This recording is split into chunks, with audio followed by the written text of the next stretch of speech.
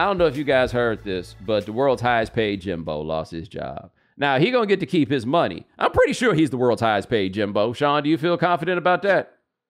1,000%. I would bet my entire life savings that he's the highest paid Jimbo imaginable.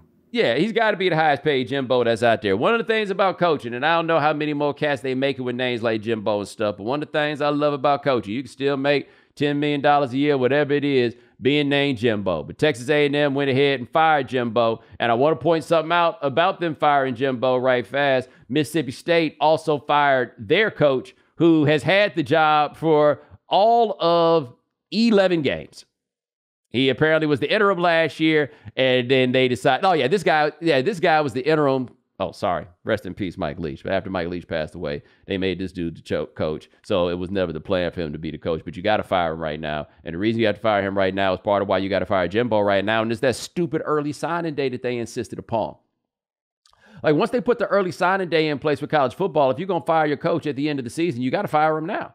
Because you've got to go out there and build a recruiting class, or you could be out here playing dirty pool and get the guys on letters of intent and then get them out of there, but you can't do that. So this is that time of year where the teams don't feel like they're getting it and they make these moves. The one with Jimbo obviously jumps off the page because they have zillions and zillions and zillions of dollars left that they have to pay Jimbo Fisher.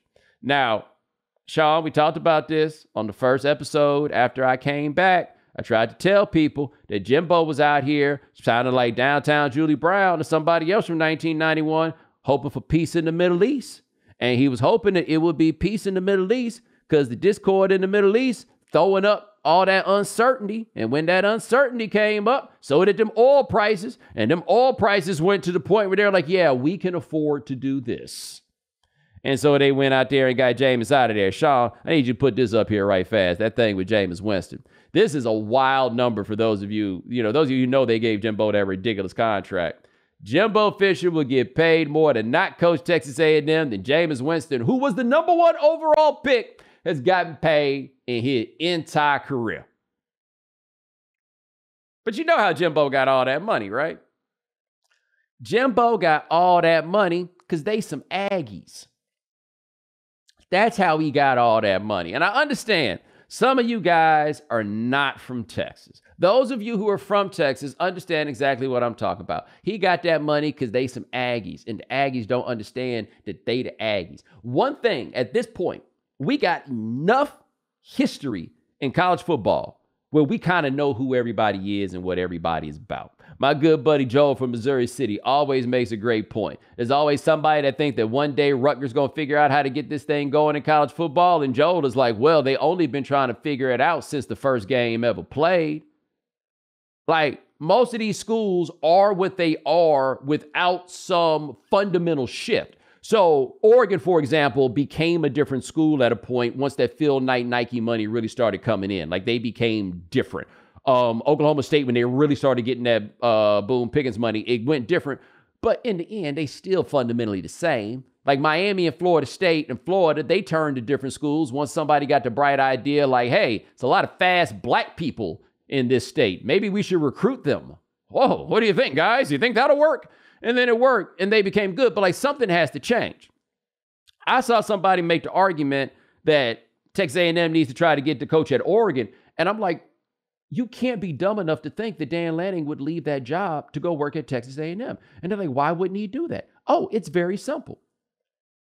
Oregon, every coach that's had the Oregon job for roughly the last 50 years has left it better off than he got there, right? The programs, maybe not, I'm not saying the program is better, but that person, Rich Brooks, turned it into the NFL, right? Mike Bellotti, when he left the job, he became the athletic director, but they remember him fondly, right? The only guy they fired was that dude they brought up after Chip Kelly, but in the end, it worked out better for him. Wasn't nobody ever going to hire him. I know that because I don't remember his name. I just know Mark Helprick. I think that sounds about it, right?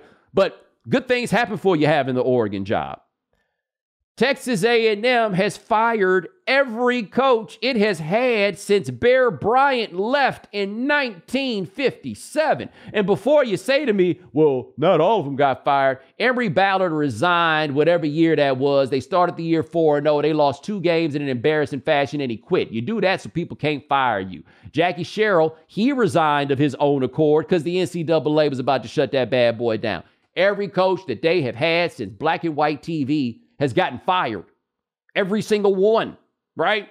You don't go take that job. I got a buddy who was looking at taking a job at one point, and his biggest reason that he didn't take it is a college coaching job. And it's basketball, but still, the biggest reason he didn't take it, he was like, everybody who's ever had this job has gotten fired. I'm not doing this. Texas A&M is that job, and no matter what, and it's going to go this way because they keep thinking, we got all these resources. We got all these things. We should be better. And if we just get the right person in here, we are going to be better.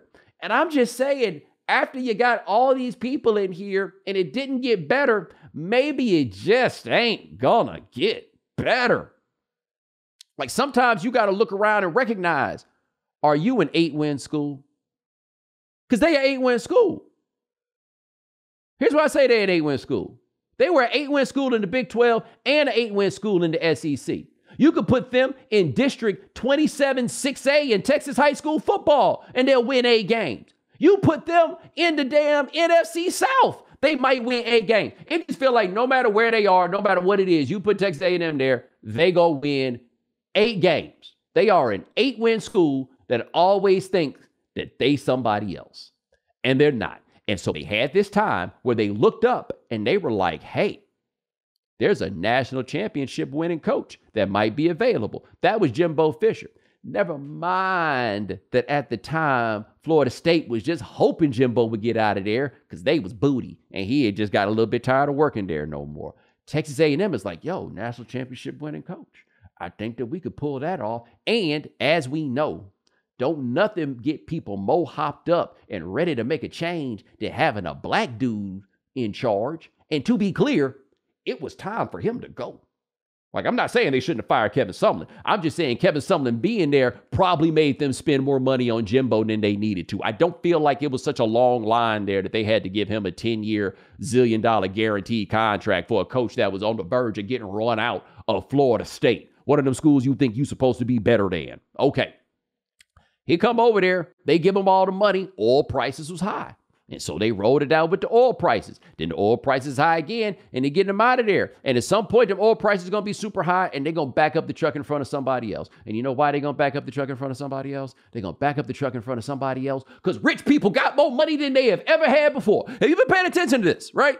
Like, I don't know if you guys see this. If every now and then you, like, go on your news app or whatever, and you look up, like, somebody bought some ridiculous house. They'll keep sending you stories about these houses. I see more stories about $100 million townhouse, $100 million this, $50 million this, $75 million that. Everywhere you look, people buying these houses at all these crazy prices. And it's something that we saw during the pandemic, which was these rich people got more money to blow on stuff than they ever have. And a lot of people came up on that crypto money. Now, I don't know how many of them were smart enough to bail on that, but a lot of them just got, that class of people got more money to burn than ever, and more than ever, they are getting involved in this booster class of college sports. And they're getting in here, looking at something like Jimbo Fisher. That buyout would have had people at a different point in time like, damn, I guess we just gonna have Jimbo Fisher sorry ass for another 7 years. Nope. They got so much money around these programs now, they have to pay out 20% of his buyout within 30 days. Like, they got to come up with like $15 million of that within 30 days. And they like, yeah, whatever, program stuck in neutral. We got to keep it going. Like, ain't nobody's contract at these bigger schools going to be so big that they can't get fired. And that's what happened to Jimbo.